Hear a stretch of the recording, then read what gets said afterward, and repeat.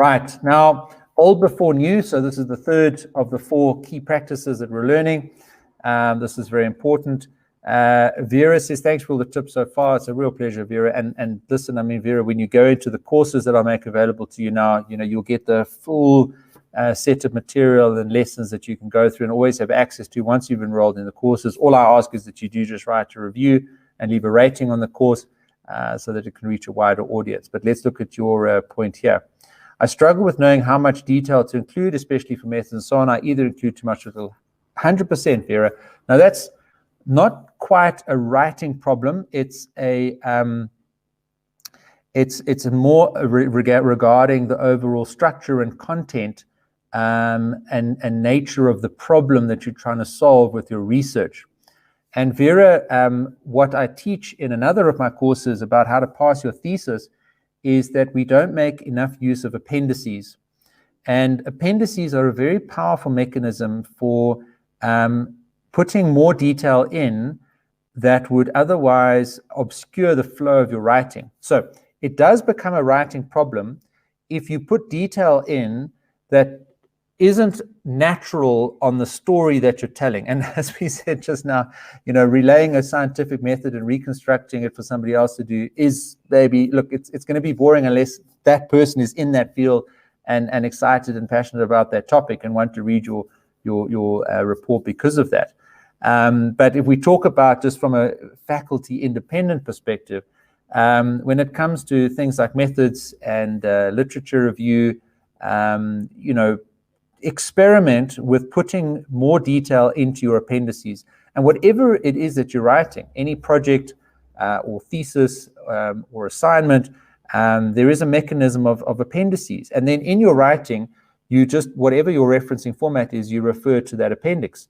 Now, very interestingly, when I got my final report back from my overseas external examiner, they remarked on my use of appendices, and they indicated that I put some detail in there that I could actually bring back into the main body of the report.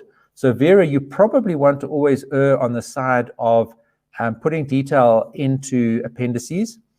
And then once you've got something and you step back at it and you read it objectively, you then look at maybe bringing some of the detail of the appendices back into the flow of the writing. Because we tend to want to impress the reader by how much we've done and all the work that we've completed and all the detail that we're able to include in what we're submitting, but actually sometimes it obstructs the writing. So hopefully that helps there. And it is a balance ultimately as to how much or how too much or too little that you include in the main flow of your writing. And appendices, I think, is a very powerful way of dealing with it. Okay, let's then teach this principle here of old before new very simply.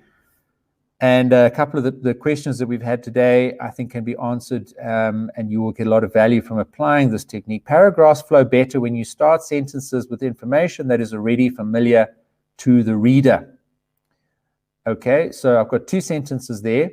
So in A, you start with the topic, you go through, and you end on a certain topic, okay?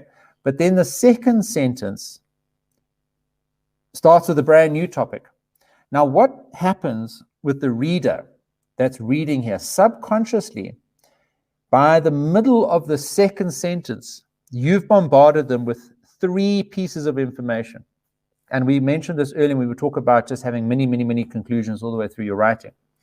Help your reader and reinforce concepts that you've already given them, and give them less work to do by rearranging your sentences so that in B, you rather start with the repetition of the topic at the end of sentence A, and then lead up into that new topic with the indicated by the red box there at the end of the second sentence. So what's happening is there, the reader is able to get through more of your writing with less subconscious effort. Now, if you can imagine, just for 2 sentences, if you were to, bombard the reader with new information at the beginning of every single sentence for your whole final report, they are going to be exhausted.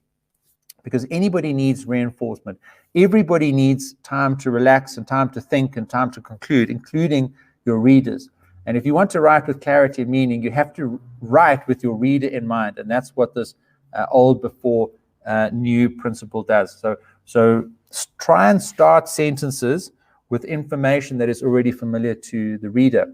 And when you edit and look back on your own writing, look at your sentences using this technique and see where you can swap beginnings and ends of sentences around. And when I grasp this technique and when I've used it in my writing, it has flown better, because when you finish a sentence and you start the next sentence, you're reinforcing that topic, and there's a lead, there's a link, there's a bridge between the end of that first sentence and the beginning of that second sentence.